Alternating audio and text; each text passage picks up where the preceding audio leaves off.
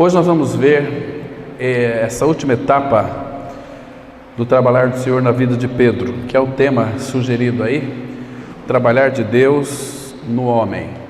Então, se de fato Deus não tivesse trabalhado em Pedro, Pedro de fato não poderia trabalhar para o Senhor. Então ele foi trabalhado, por isso então o Senhor pôde usá-lo. Vamos ler aqui inicialmente 1 Pedro 4, versículo 18, que diz assim: E se é com dificuldade que o justo é salvo, onde vai comparecer o ímpio? Sim, o pecador. Santo Espírito, teu ministério ele é extraordinário, ele nos foi dado para que nós pudéssemos então testemunhar de Cristo, ele nos foi dado para abrir o nosso entendimento, para que conheçamos todas as coisas, e nós estamos aqui, Pai, com tua palavra aberta, esperando que teu Espírito a comunique em nossos corações, que de fato nós sejamos, ó Pai, impactados com a Tua Palavra, edificados com a Tua Palavra. Se porventura alguém ainda não descansou na suficiência da graça salvadora de Cristo, nesta manhã, Pai, Tu tragas esclarecimento, revelação, entendimento espiritual, para que então essa experiência seja verdadeiramente ganhe e então o Senhor possa começar uma restauração, uma transformação de dentro para fora em nossa alma. Em nome de Cristo nós entregamos nas Tuas mãos esse tempo, rogamos as Tuas bênçãos para aqueles irmãos que estão viajando hoje, o Senhor os traga guardados, e aqueles também que não puderam ouvir, ó Pai, por um motivo ou outro, se negligência, o Senhor os desperte.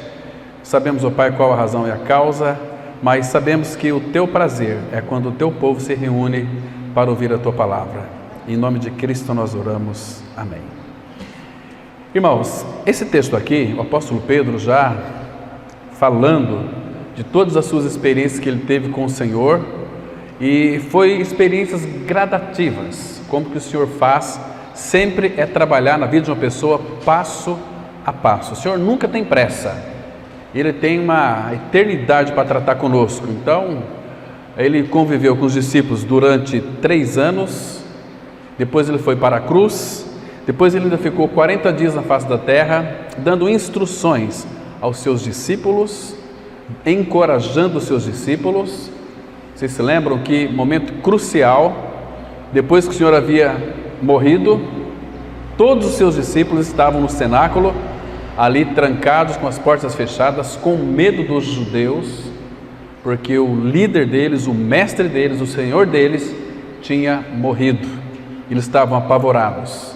Mas então o Senhor oportunamente se aparece ali no meio deles, e claro que eles estavam todos agitados, ansiosos, muitas vezes sem saber o que fazer, sem direção, e o Senhor se coloca no meio deles e diz assim: paz seja convosco.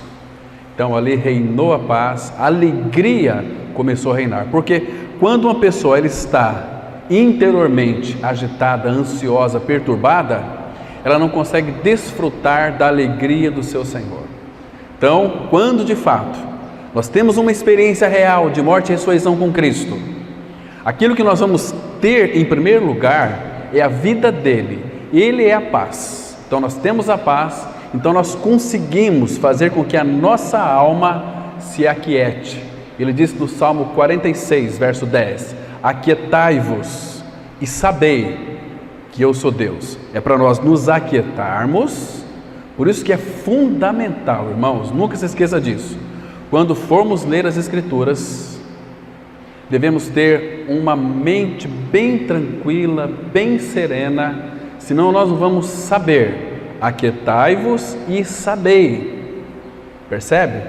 Então a lição é: fique bem tranquilo, bem quieto no seu interior, que você vai saber. Estão me compreendendo? Aquietai-vos e sabei que eu sou Deus. Então, quando os discípulos estavam ali agitados, eles estavam tão sem falta de paz, que eles, por causa da agitação, eles não estavam conseguindo discernir as palavras que o Senhor Jesus disse antes de ir para a cruz. Ele disse para todos eles, mas especialmente para Pedro: não se turbe o vosso coração. credes em Deus, credes também em mim. Na casa de meu pai há muitas moradas. Se assim não fora, eu vou-lhe teria dito, pois eu vou e vou preparar lugar. E quando eu for e preparar lugar, voltarei e vos receberei para mim mesmo. Então, naquela agitação, eles não se lembravam dessa palavra. Quando Cristo se colocou no meio deles, paz seja convosco, então eles começaram a ser invadidos pela alegria, porque todas as palavras que o Senhor Jesus disse para eles, relacionadas à sua morte, o Senhor Jesus Cristo fez com que eles agora compreendessem, abriu o entendimento deles, para que eles compreendessem as Escrituras, e disse para eles, não é assim que está escrito nos Salmos, na lei, nos profetas, que o Cristo havia de padecer e ressuscitar o terceiro dia? Então eles entenderam agora que o Senhor trouxe paz e abriu o entendimento deles, para que eles então soubessem quem era o Senhor, que era o Todo-Poderoso. E Pedro então ele aprendeu muitas lições a respeito do Senhor em realidade espiritual, né? E aqui Pedro ele disse assim, claro, já regenerado, Pedro está nesse capítulo 4, do capítulo 1 até o capítulo 5, Pedro vai tratar na sua carta sobre a salvação da alma. É muito interessante. Observa aqui esse versículo 18. Se é com dificuldade que o justo é salvo, quem que é o justo? A Bíblia diz que não há homem justo sobre a terra que faça o bem e nunca peque. Eclesiastes 3, versículo 20. Mas existe um detalhe aqui importante.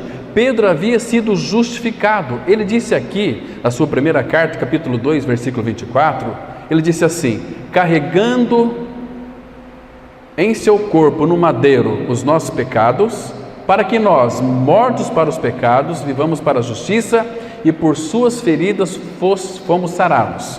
Então Pedro já tinha uma experiência de regeneração. Pedro já havia sido justificado aqui do seu pecado. Aquele que está morto, Romanos 6,7, diz que justificado está do pecado. E morremos com Cristo. Então nós fomos justificados, somos filhos de Deus. E agora ele diz aqui, se é com dificuldade que o justo é salvo.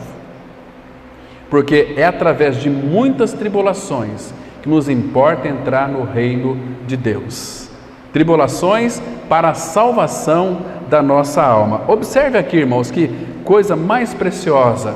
Nós devemos meditar na palavra. Se é com dificuldade que o justo é salvo, mas não fomos salvos, sim fomos, mas agora é a salvação da alma. Nós já fomos justificados, somos filhos de Deus em Cristo, mas necessariamente Ele precisa conquistar a nossa alma. Por isso, as tribulações. E Pedro fala nessa carta que quando nós somos provados pelas tribulações, pela dor, pelo sofrimento, pelas circunstâncias adversas, esta é a graça genuína. Fomos provados. Então nós tivemos a graça como um suporte para vencer todos os obstáculos. Depois, diz o apóstolo Paulo em Efésios 6, de vencerdes tudo, permanecer firmes no Senhor, né? Agora ele diz aqui, onde vai comparecer o ímpio?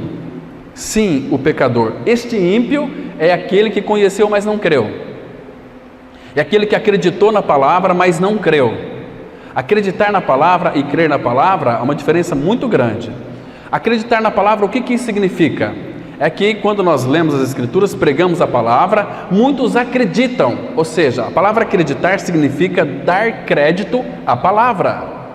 Agora a palavra crer, Deus amou o mundo de tal maneira que deu o seu Filho único para que todo aquele que nele crê, ou aquele que se une ao Senhor, é um espírito com Ele. A palavra crer significa unido àquilo que eu criei, ou em outras palavras, aquilo que está escrito eu criei, é a realidade na minha vida. Então eu criei, eu não apenas acreditei, dei crédito à palavra. Nós sabemos que ninguém desacredita das Escrituras.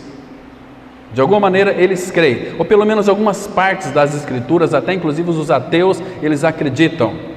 Tem aí uma pessoa, o Leandro Carnal, ele diz que a Bíblia, ela é verdadeira, e ele dá crédito na Bíblia, mas ele não crê na Bíblia. Vocês compreendem a diferença aqui? Eu acredito na Bíblia, deu crédito na Bíblia, mas esse acreditar na Bíblia não significa que seja a minha experiência. como que se fosse um livro qualquer. E eu li um livro, eu dei crédito à história do descobrimento do Brasil, né? Pedro Álvares Cabral descobriu o Brasil. Muitos creem que é Pedro Álvares Gouveia, mas é Pedro Álvares Cabral, embora por detrás das histórias tem muitas coisas podres, já naquela época. Então, a palavra não foi feita para nós dar crédito nela, para nós crermos nela, crer muitas vezes sem entender. Eu não entendo muitas coisas na Bíblia, mas eu creio. Creio e continuo crendo até crer de fato. Quando o Espírito Santo traz a revelação, o entendimento, ele me leva a uma experiência com aquilo que de fato eu criei.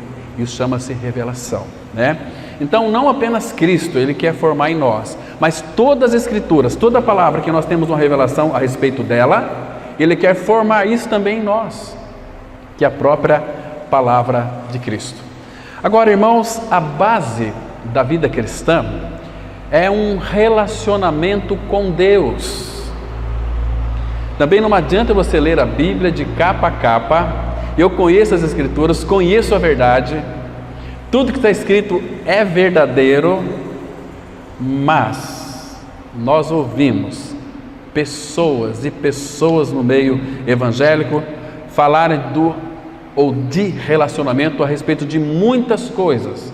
Relacionamento com os irmãos na comunidade, das atividades no meio da igreja, mas vazias quanto ao assunto do relacionamento com Jesus. São poucos. Ontem o irmão estava compartilhando a palavra, por sinal muito preciosa, sobre a questão de relacionamento.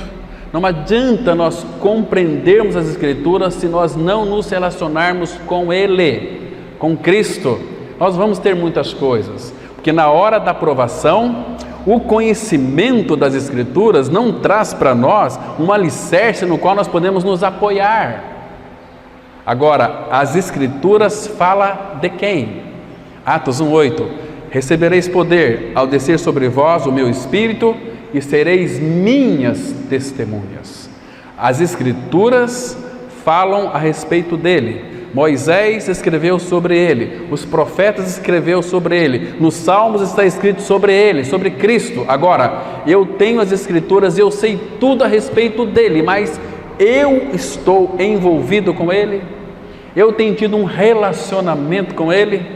Porque quando o Senhor está perto, quando Ele é meu pastor, eu vou recorrer a Ele.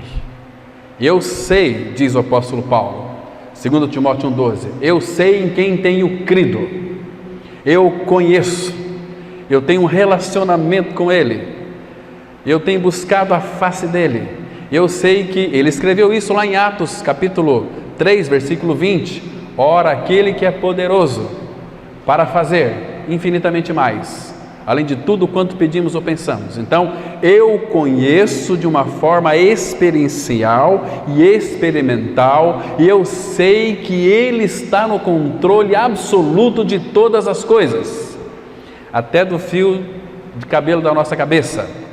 Ele diz que nenhum fio de cabelo da nossa cabeça, se estourar uma guerra, nada vai se perder em nós, nem um fio de cabelo. Isso significa que a salvação dele para nós é uma salvação total, uma salvação grande, tão grande salvação, espírito, alma e o corpo, que vai ser no dia da redenção, receberemos um corpo semelhante ao corpo da sua glória.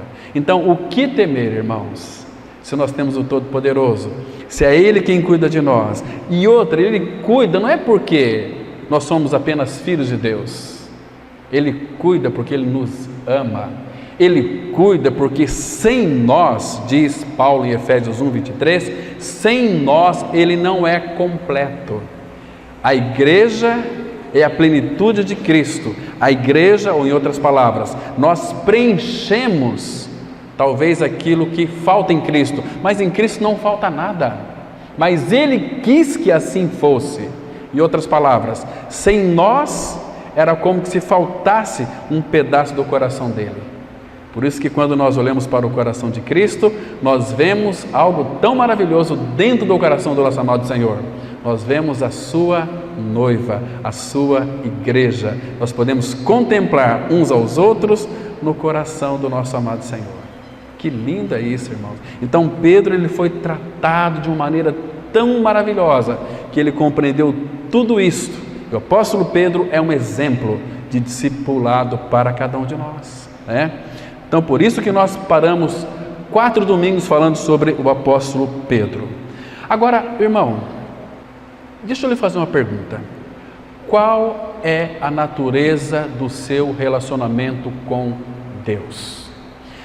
Relacionamento com Deus é uma coisa que nós não podemos confundir com fazer orações de petição.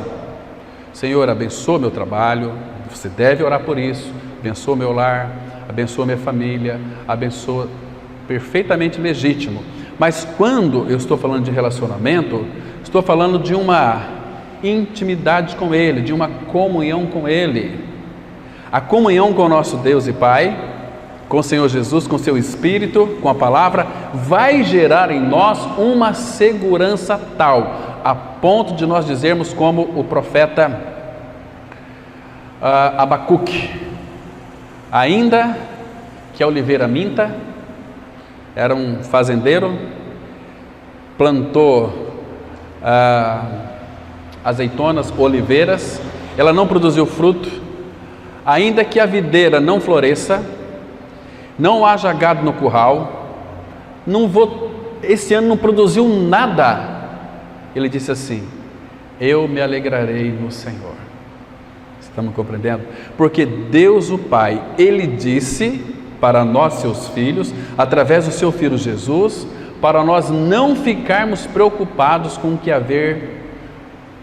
haveis de comer, beber e vestir, né? Ele é o Todo-Poderoso, dono de todas as coisas. Ele não vai deixar os seus filhos sofrer, padecer nenhuma necessidade. Paulo, escrevendo aos Filipenses 4, versículo 19, ele disse assim: e o meu Deus, segundo a riqueza da sua glória, há de suprir em Cristo Jesus cada uma de vossas necessidades. Então todas as nossas necessidades serão supridas pelo Senhor. Então por que minha fazenda não produziu nada? Por que este ano foi péssimo? Porque o Senhor, de alguma maneira, Ele quer saber o que você tem no seu coração. Ele sabe o que tem no nosso coração, mas Ele quer que nós saibamos o que temos no nosso coração. Nós precisamos aprender dele. Então, por isso que relacionamento é algo tão essencial e que muitos ainda não desfrutam de um relacionamento. Não é bom você estar com pessoas com que você ama? Não é muito agradável? Agora imagine o Senhor, que é a fonte deste amor, relacionar com Ele. Irmãos, nós temos muito a ganhar com o nosso amado Senhor, mas por outro lado, nós estamos perdendo a cada dia quando nós não nos relacionamos com Ele. Ele tem nos chamado para um relacionamento, para um desfrute. Que desfrute que é esse? 1 Coríntios 1,9, está escrito assim: fiel é Deus, pelo qual fostes chamados à comunhão de seu Filho. Comunhão de, não do, de seu Filho, para nós desfrutarmos de seu Filho. E o Filho tem tudo o que nós precisamos. Você já parou para pensar, ou já prestou atenção naquele texto de Colossenses 3,11, no finalzinho? Porém, Cristo é tudo em todos. Irmãos, e Ele habita aí no seu interior. Cristo é tudo. Então tudo que você precisa não está em coisas, está nesta pessoa. Nesta pessoa. Temos descanso, temos alegria, temos amor, temos paz, temos satisfação. Cristo é o segredo de todas as coisas. Ele já realizou uma obra, já tirou o nosso pecado, crucificou, levou a morte, nos deu a sua vida pela ressurreição. Então, irmãos, graças ao Senhor por isso. Agora, como que você definiria o seu relacionamento com Cristo? Essa semana que passou, como foi o nosso relacionamento com Ele? Nós relacionamos com Ele ou apenas lemos as Escrituras por um desencargo de consciência? Será que desfrutamos dele? Será que fomos tocados pelo Senhor? Talvez se eu chamasse algum de vocês aqui, falem-me, como foi essa semana? Como foi o teu relacionamento com Cristo? Ah, não, Ele me abençoou. Não perguntei isso. Perguntei como que você se relacionou com Ele. O que Ele trouxe de novo para o seu coração? Porque, irmãos, todas as vezes que nós vamos para uma intimidade com Ele, nosso quarto, um lugar restrito, fecha a porta, Ele irá te recompensar. E com muitas coisas, né? Então aí nós vamos ter muitas coisas para saber e aprender. No final da sua segunda carta, o apóstolo Pedro, depois que ele foi todo trabalhado pelo Senhor, e nós temos que ser como Pedro também. Ele disse lá em 2 Pedro 3,18: antes crescei na graça e no conhecimento do nosso amado Senhor Jesus Cristo. Crescei na graça e no conhecimento. Crescer na graça, essa graça vai ser multiplicada em nós quando nós o conhecemos, porque Jesus Cristo, nós sabemos, Ele é cheio de graça, ou em outras palavras, Ele é gracioso. O apóstolo João foi um dos apóstolos que desfrutava disso. Ele disse assim: eu sou aquele discípulo a quem o Senhor mais amava. Ele se sentia mais amado do que os outros, mas isso, em realidade espiritual, nós sabemos que Jesus, Ele não tem amor para com você de uma forma e para mim de outra. Não, Ele amou os teus que estavam no mundo, amou-os totalmente até o fim. João 13, versículo 1, ele disse isso. Então nós temos que descansar no amor do Pai. Pedro, ele desfrutava deste amor aqui tão especial. Agora, queridos, qual é a medida do nosso relacionamento com Cristo? Conhecer a Cristo, isso é tão maravilhoso. Você deve ter lido muito a respeito do apóstolo Paulo.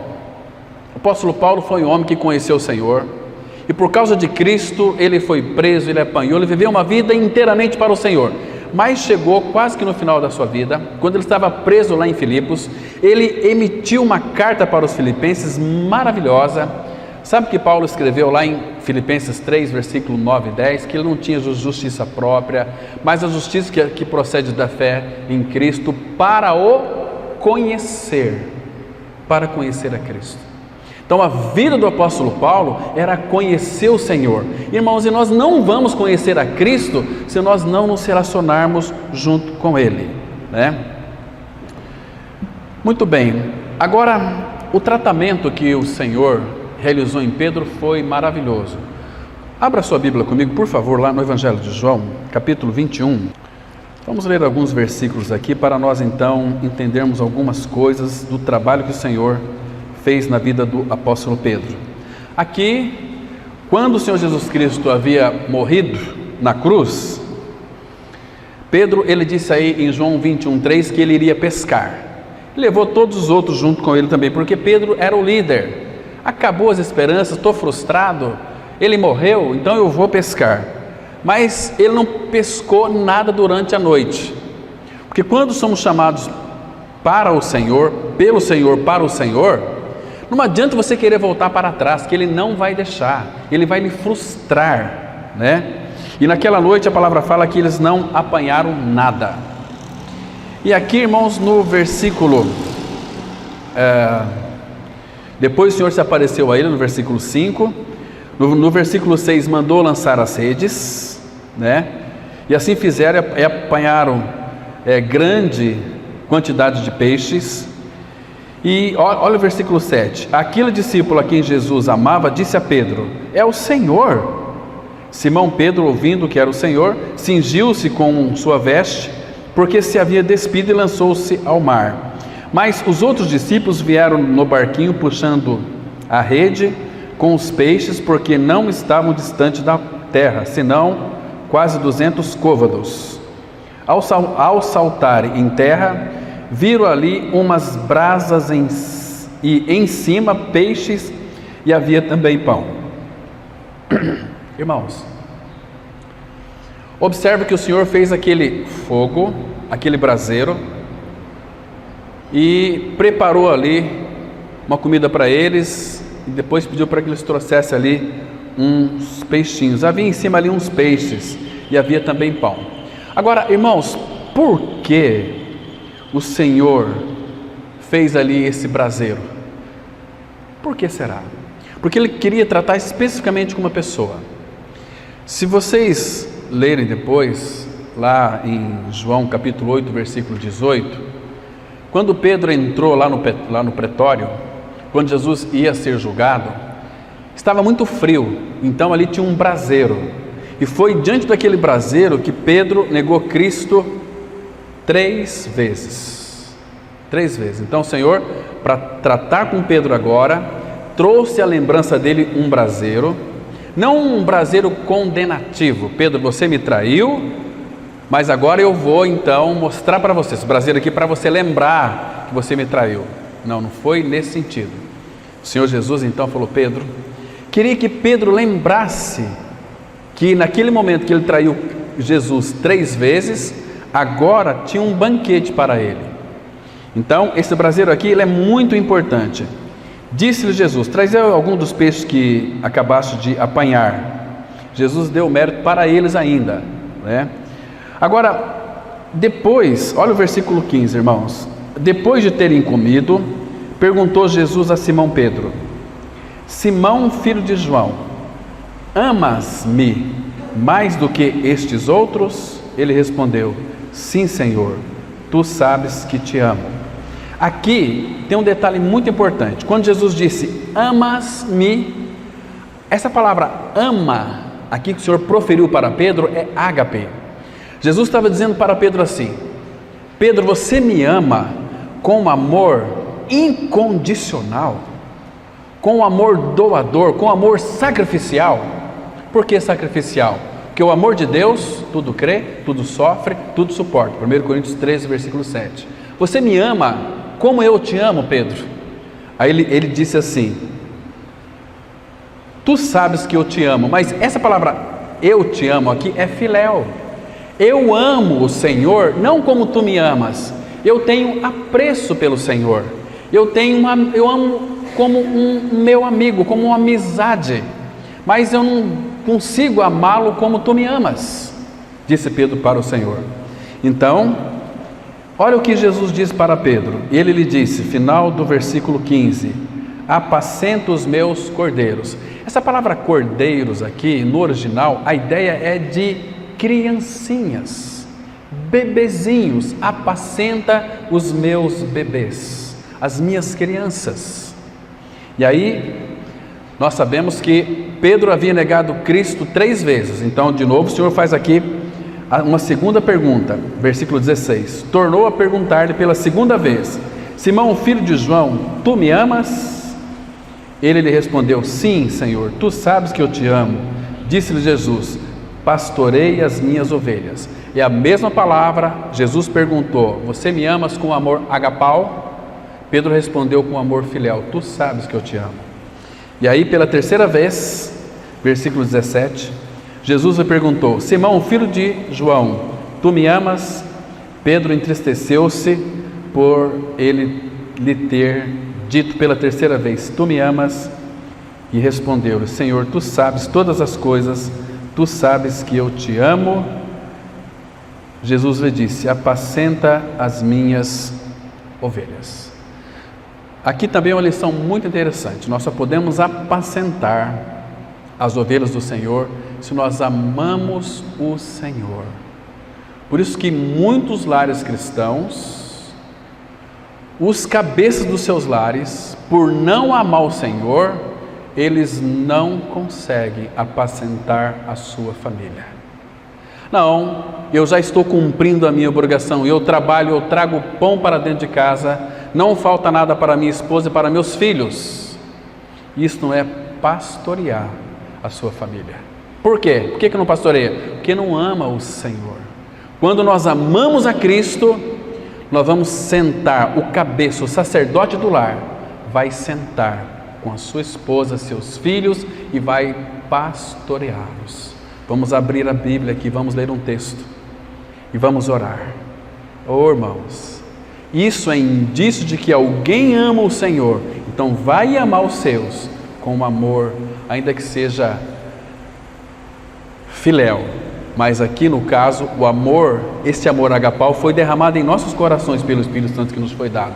Romanos 5,5. Nós temos o amor de Deus que é Cristo, percebe? Então quando nós amamos o Senhor, nós vamos educar os nossos filhos, vamos pastorear o coração dos nossos filhos. A ideia aqui não é pastorear minhas ovelhas, então você vai ser pastor, você vai pastorear, isso é uma função pastoral, mas todo homem é o pastor do seu lar, pastor dos seus vizinhos, e por aí vai, irmãos, não quero entrar muito em detalhe aqui. Então, Pedro, ele foi trabalhado pelo Senhor, o Senhor então foi conquistando Pedro, mas com amor. Olha que cortesia, olha que delicadeza. Deus, o nosso Pai, Ele é muito delicado conosco, às vezes Ele é muito duro, mas de uma delicadeza. O Senhor Jesus nunca ofendeu nenhum dos seus discípulos, irmãos, mostrou para eles toda a realidade, de uma maneira tão linda, tão específica, tão maravilhosa, que eles então entenderam, compreenderam. Então, Pedro foi trabalhado aqui pelas circunstâncias difíceis, ele aprendeu as lições, então ele era um homem que estava preparado para agora pastorear os cordeiros do Senhor, as ovelhas do Senhor. Isto é maravilhoso. Vamos avançar um pouquinho aqui, irmãos, para ver alguns detalhes a mais na vida do apóstolo Pedro. O apóstolo Pedro, ele aprendeu muita coisa através de experiências difíceis. Aprendeu, por exemplo, que a derrota arrasadora e a humilhação profunda muitas vezes vem pouco depois das maiores vitórias. E eu só quero dar uma dica para os irmãos aqui muito interessante. Olha, irmãos, muito cuidado. Cuidado quando você é vitorioso em alguma coisa. Muito cuidado. Reconheça essa vitória diante do Senhor. Coloque isso diante do Senhor, para que a cruz opere nessa vitória que Ele me concedeu, para que aquela vitória não me corrompa. Porque, irmão, vocês sabem que o perigo nosso maior é quando nós então vencemos todas as coisas, nós achamos que somos já o rei da cocada preta, e aí vem as provações, percebe? E aí nós podemos nos afundar. Tudo aquilo que chega em nossas mãos, todas as vitórias que o Senhor dá para nós, temos que ter consciência de que se não passar pela cruz, aquilo vai nos corromper, irmãos. A palavra fala: se as vossas riquezas aumentarem, não coloque o coração nelas. Entende? Abraão, um exemplo muito claro disso, nasceu o filho da promessa, Isaque. Então Abraão começou a amar Isaque. Então o Senhor pediu Isaque: oferece teu filho num sacrifício, vai lá matar teu filho. E Abraão, por amar ao Senhor mais do que o filho, foi até o Monte Moriá. Quando estava para sacrificar o seu filho, qual foi a resposta de Deus? Basta, agora eu sei que tu me amas verdadeiramente. Você me ama mais do que o teu filho, entende? Porque aquilo que não passar pela cruz na nossa vida nos corrompe, irmãos, nos corrompe. Isso é muito triste, né? E nós vamos achar que nós somos dono de alguma coisa, percebe? Não, eu consegui, eu lutei. Não, você lutou porque Ele lhe deu capacidade e força para você vencer. Então, logo depois que Cristo o elogiou por sua magnífica confissão: tu és o Cristo, Filho do Deus vivo, Pedro sofreu a mais dura repreensão de um discípulo, da qual se tem registro no Novo Testamento. No momento, Cristo chamou Pedro de bem-aventurado e prometeu-lhes as chaves do reino dos céus. Logo em seguida, Cristo dirigiu-se a Pedro, chamando de Satanás. Vamos ler aqui Mateus 16, verso 23. Mas Jesus, voltando-se, disse a Pedro: arreda, Satanás, tu és para mim pedra de tropeço, porque não cogitas das coisas de Deus, e sim das dos homens. Irmãos, aqui eu tinha muitos detalhes para verificar, nós não vamos ter tempo para isso hoje, mas vou aqui pincelar algumas coisas para que os irmãos possam então depois fazer suas vossas pesquisas. Arreda Satanás. Por que o Senhor Jesus disse isso para Pedro? Para trás de mim, Satanás. Que coisa dura, né? Já imagina você, o seu mestre, o seu líder chama você, para trás de mim, Satanás.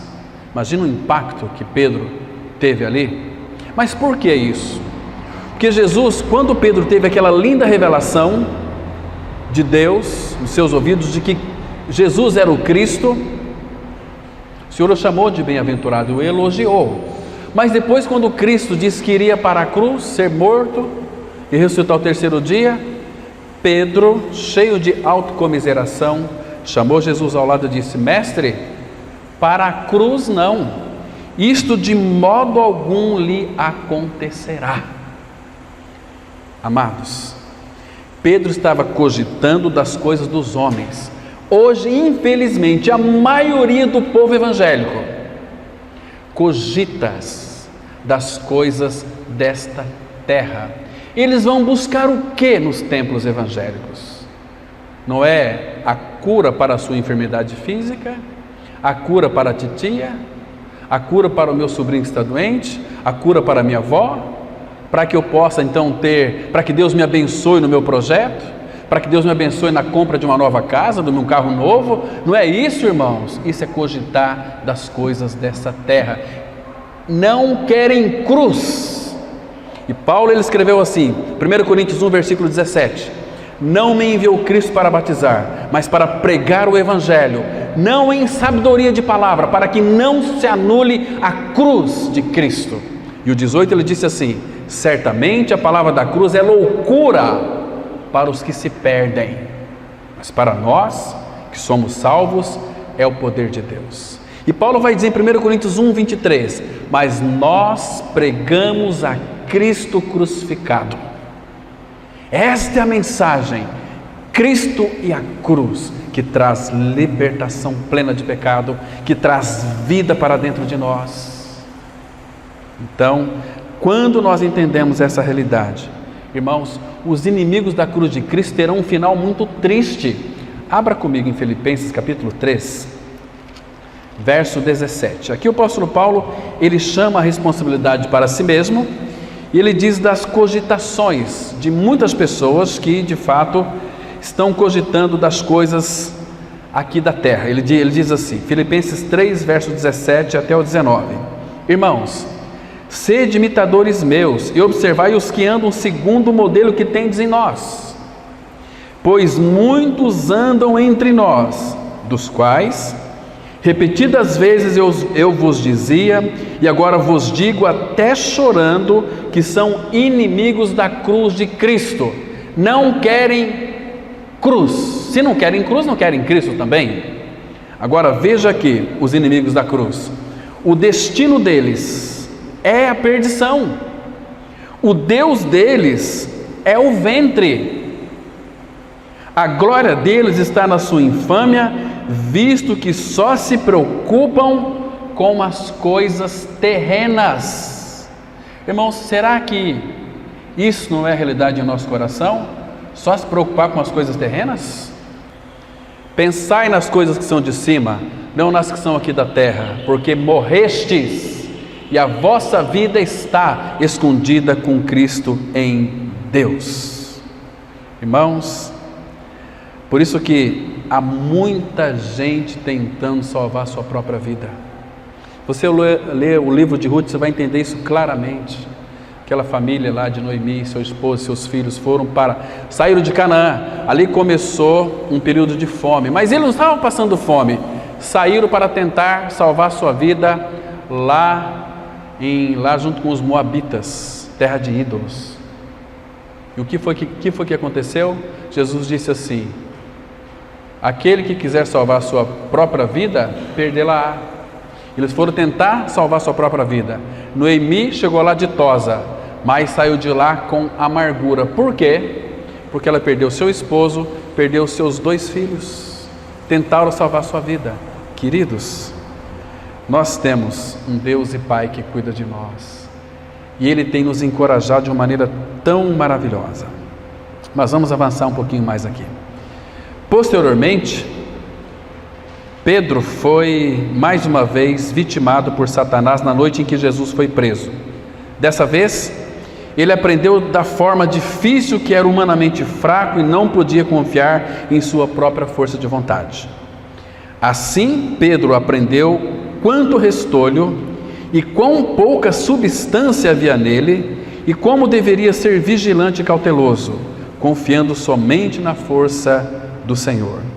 Portanto, nós devemos tomar muito cuidado com a nossa força, pois grandes coisas nós sempre realizamos na energia da carne. Foi assim também com o apóstolo Paulo, e será assim também conosco. O apóstolo Paulo, às vezes, tinha na sua mente aqueles resquícios, porque ele era um homem muito sábio antes de conhecer o Senhor, muito inteligente, conheceu o Senhor. Então o Senhor provou Paulo, porque ele era um modelo para nós também. Querido, chegou a uma determinada situação, que num dos seus naufrágios, que o apóstolo Paulo desesperou até da própria vida, 2 Coríntios 1, versículo 8, e no versículo 9 ele disse assim: olha, contudo, já em nós mesmos tivemos a sentença de morte, para que não confiamos em nós, e sim no Deus que ressuscita os mortos. Queridos, Paulo estava numa circunstância, numa situação, que ele se desesperou até da própria vida. Mas por que o Senhor levou o seu discípulo até este ponto? Para que então Paulo aprendesse a não confiar em si mesmo, mas no Deus que ressuscita os mortos. Queridos, Pedro, ele era muito cheio de si mesmo. Nós somos muito cheios de nós mesmos, mas toda a nossa sabedoria, o nosso conhecimento, toda a nossa maneira e técnica de realizar as coisas, tudo aquilo que nós achamos que é bonito em nós, que é valoroso em nós, que é precioso em nós, Ele quer tirar isso de nós, porque Ele quer implantar em nós uma nova realidade. Ele vai destruir na sua vida aquilo que você acha que é mais precioso. Quer ver só? Abra por favor comigo no Salmo 39, vamos ver aqui alguns versículos apenas. Salmo 39, observa aqui, irmãos, o versículo 10. Salmos 39, versículo 10. Diz assim a palavra, presta atenção, olha aqui: tira de sobre mim o teu flagelo, pelo golpe de tua mão estou consumido. Aqui Davi, ele está dizendo para o Senhor: Senhor, a tua mão tem pesado, está me flagelando. Lembra que Davi aqui, ele está prefigurando Cristo, e o Senhor Jesus foi ali muito flagelado antes de ser pregado na cruz. Então Davi, ele tem um entendimento aqui, ele vai mostrar para nós no versículo 11, inspirado pelo Espírito. Presta atenção: quando castigas o homem com repreensões por causa da iniquidade, destróis nele como traça o que tem de precioso. Como efeito, todo homem é pura vaidade. Se o homem é uma bolha de sabão, o que nós temos de precioso, irmãos? Nada. Então Ele quer tirar isso que nós pensamos que é tão bom para nós, que nós achamos que é bom, para que então Ele coloque aquilo que é valioso em nós. Essa palavra aqui, precioso, e aquilo, quando nós olhamos para nós diante do espelho, fala: puxa vida, eu estou diante de uma pessoa fenomenal, né? Não é nada disso. Tanto é que, se você quiser seguir a Cristo, negue-se a si mesmo, porque nós não temos nada de precioso para oferecer para o Senhor, e nós achamos que temos, não é assim? Então Ele quer, irmãos, destruir em nós aquilo que nós temos de precioso. Precioso aqui é a ideia de um tesouro. Nós não temos nenhum tesouro que é precioso, mas quando cremos em nossa morte e ressurreição com Cristo, 2 Coríntios 4:7, a palavra fala assim: temos, porém, este tesouro, nosso Senhor Jesus, em vasos de barro. O que nós somos? Barro. O que nós somos? Pó. Mas Ele, quando nós reconhecemos isso, Ele coloca em nós o seu tesouro, que é o nosso próprio Senhor. Então, irmãos, essa é a ideia aqui de sentença de morte. Contudo, já em nós mesmos tivemos a sentença de morte. Para que, olha o propósito, não confiemos em nós, porque maldito o homem que confia no homem. Não confiemos em nós, e sim no Deus que ressuscita os mortos. Queridos, o Senhor, Ele disse assim lá em Romanos 8, verso 32. Ora, aquele que não poupou o seu próprio Filho, antes por todos nós o entregou, porventura não nos dará com Ele graciosamente todas as coisas? Então, se Deus não poupou o seu Filho, e o Pai, quando enviou o seu Filho para vir neste mundo em carne, Cristo não seria ou não poderia ser glorificado se não passasse pela cruz. Então, irmãos, entenda uma coisa aqui, que Cristo, para ser glorificado, teve que enfrentar a cruz, mas depois da cruz, depois da sua morte, Deus o exaltou.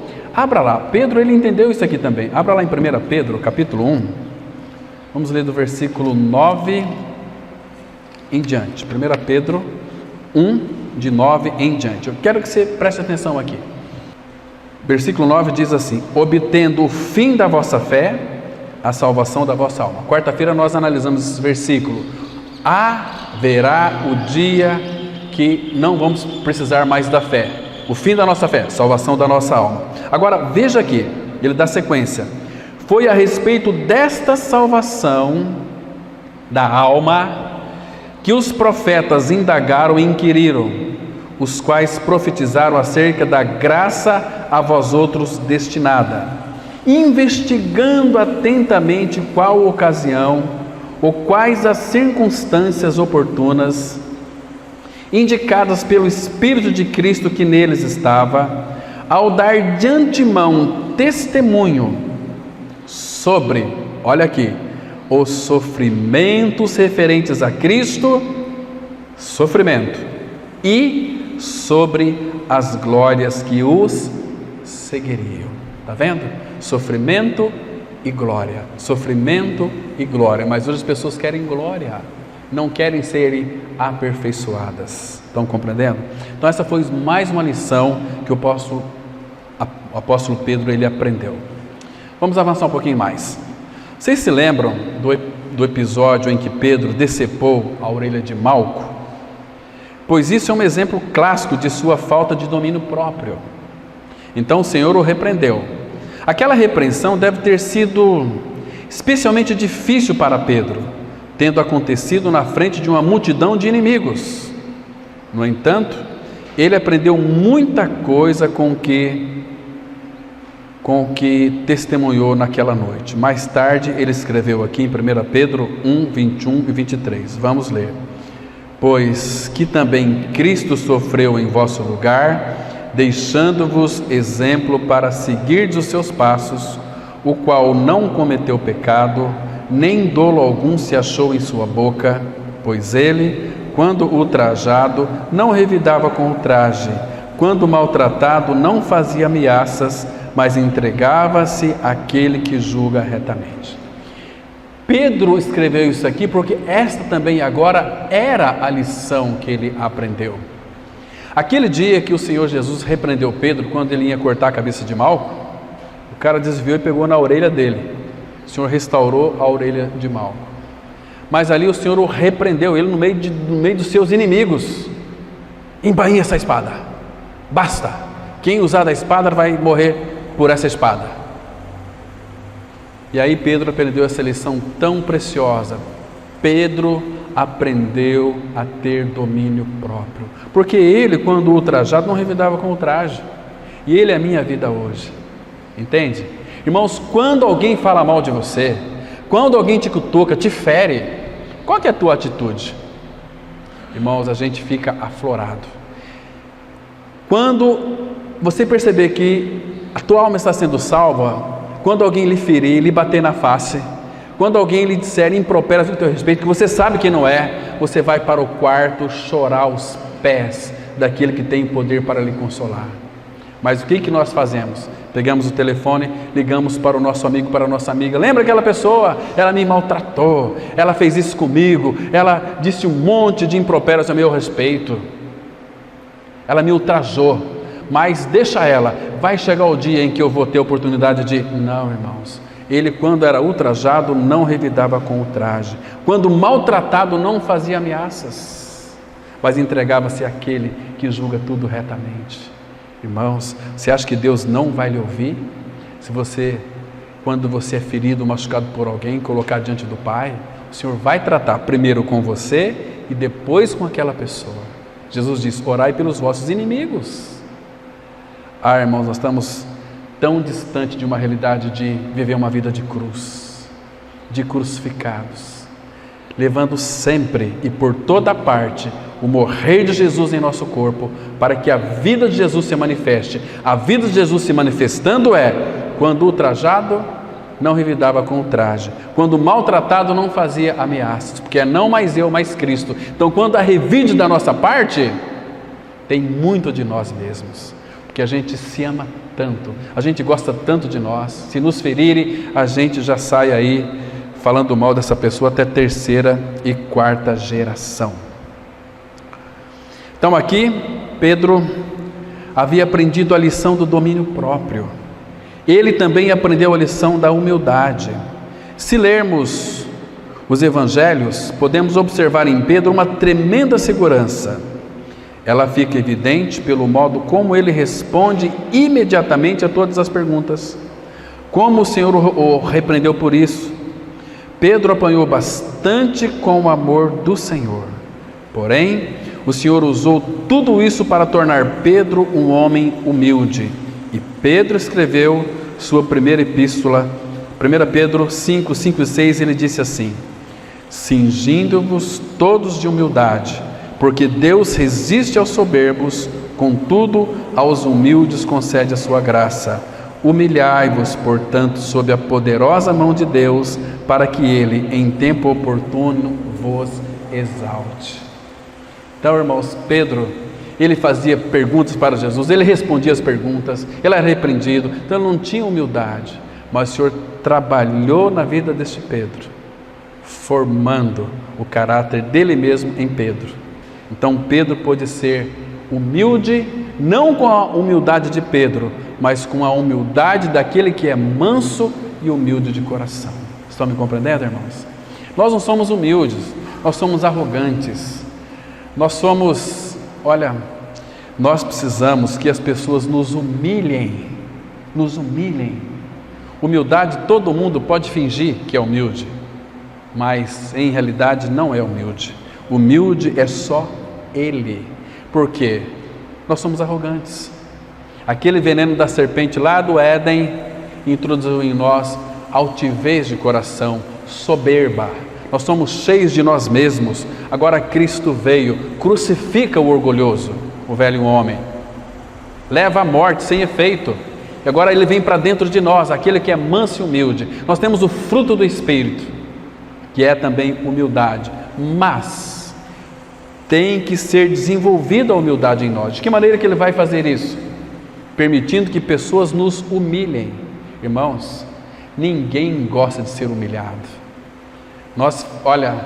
Se alguém é humilhado, a pessoa parte para a ignorância, parte para a briga mesmo. Paulo, tratando isso com os Gálatas, dizendo o seguinte: olha, vocês aí, com esse orgulho de vocês, cuidado, vocês ficam se mordendo uns aos outros, cuidado para não serem destruídos mutuamente. O orgulho faz a gente se destruir. Ai, que raiva, você fica totalmente cego, cheio de si mesmo. Agora, quando nós somos humilhados, porque vem em proporções gradativas. Ele te humilha hoje um pouquinho aqui, porque Ele sabe até onde você pode ir. Depois te humilha mais, até que de repente, como é que pode, como aquele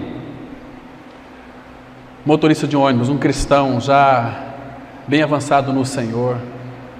Aquele cara puxou a cordinha do ônibus, ele parou um pouquinho para frente do ponto. Aquele cara que estava com um jornal cheio de pé de frango e começou a xingar a mãe do motorista, começou a falar tantos males a respeito dele, e 5 minutos falando, ele bem tranquilo. Aí ele desceu, fechou a porta, foi, e a senhora: moço, eu estou admirada do senhor. Ele falou com o senhor xingando o senhor 5 minutos e o senhor não falou nada com ele. Como é que é isso? O motorista calmamente virou para aquela senhora e disse o seguinte: eu fiquei com muita pena dele. Mas por quê? Eu tive que aguentar ele 5 minutos e ele tem que conviver com ele mesmo. Deve ser terrível. Eu tenho muita pena de quem convive com este homem. Percebe? Então é necessário que nós sejamos humilhados e também se humilhar diante do Senhor. Humilhai-vos, portanto, sob a poderosa mão de Deus, para que Ele, em tempo oportuno, vos exalte. Então, queridos, Pedro, ele entendeu que quando Jesus se fez carne, era Cristo, o Deus encarnado. Pedro entendeu claramente isso aqui. Pedro entendeu que Cristo era o Messias. Pedro entendeu que Cristo, ele tinha e era o Todo-Poderoso, e que não havia ninguém semelhante a Jesus. Pedro entendeu tudo isso como Jesus. Então, vamos terminar aqui. Depois tem um texto interessante, nós não vamos ler, mas você pode ler depois, Tiago, no capítulo 4, no versículo 6 até 10, vai mostrar sobre essa questão da humildade, onde fala ali que Deus, aqui também fala que Deus resiste aos soberbos. Por isso que todo soberbo ele é esquentado, ele é bravo. A ideia aqui é de resistência, resistir, né? Quando o ferro elétrico, a resistência ali, a energia se encontra ali, então fica resistindo e o ferro esquenta. E a mesma coisa com o soberbo, ele resiste a Deus, fica muito esquentado, porque ele quer resolver na sua justiça, e onde opera a ira de Deus, a justiça de Deus não opera. Então esse é o sentido aqui. Então, para concluir, vemos que Pedro aprendeu a amar. Certamente o amor tornou-se uma das marcas registradas de seus ensinamentos. 1 Pedro 4,8 diz assim: acima de tudo, porém, tende amor intenso uns para com os outros, porque o amor cobre multidão de pecados. Queridos, deixa eu mostrar para vocês uma coisa interessante aqui. Essa palavra aqui, amor intenso, essa palavra aqui, intenso, que está nesse versículo aqui, 1 Pedro 4,8, significa ektenes, no grego, ektenes, que significa esticado até o limite. Então, o amor do qual ele falou não é um sentimento, é um amor que cobre e compensa falhas e fraquezas dos outros. Quando nós amamos os irmãos com amor intenso, um amor esticado até o limite, nós vamos poder cobrir e compensar as fraquezas e as debilidades dos nossos irmãos em Cristo Jesus. Compreende, irmãos? Então aqui, acima de tudo, porém, tende amor intenso uns para com os outros, porque o amor cobre multidão de pecados. Pedro estava chamando a amar até o máximo de vossa capacidade. E eu e você podemos, pois temos o amor de Deus em nós. Amém? Então vamos ter uma palavra de oração. Nosso Pai Celestial, muito obrigado porque podemos nos reunir como igreja do Senhor. Pai, quantos ensinamentos temos na Tua Palavra. Obrigado, Pai, porque Tu usaste o apóstolo Pedro para ser um modelo para nós de discipulado. Nós queremos, ó Pai, não apenas aprender, mas sermos trabalhados pelo Senhor para poder trabalhar para Ti. Continue, Pai, operando a Tua Palavra em nós, nos dando sabedoria para discernir todas as coisas, para discernirmos este tempo do fim, para discernirmos, ó Pai, nosso relacionamento contigo, para nos envolvermos mais com o Senhor, Pai, que a Tua palavra, de fato, ela venha prosperar, que ela venha frutificar em nossas vidas, por amor do Teu nome. Em nome de Cristo nós oramos. Amém.